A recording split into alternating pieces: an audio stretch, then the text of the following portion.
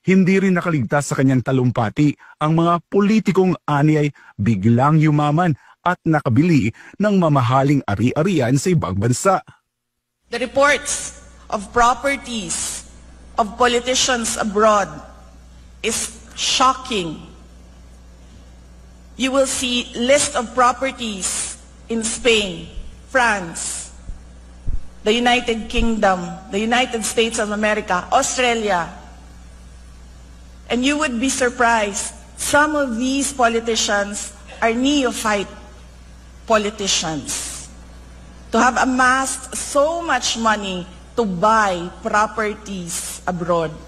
Relatives with golden visas, kapatid, pamangkin, tatay, nanay, easily $500,000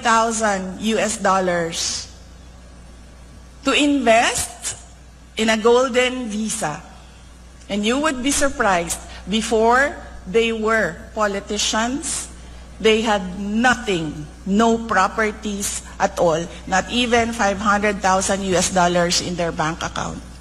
Ayon pa kay VP Sara, dapat ipatupad ang konkretong solusyon laban sa katiwalian mula sa paggamit ng teknolohiya hanggang sa mas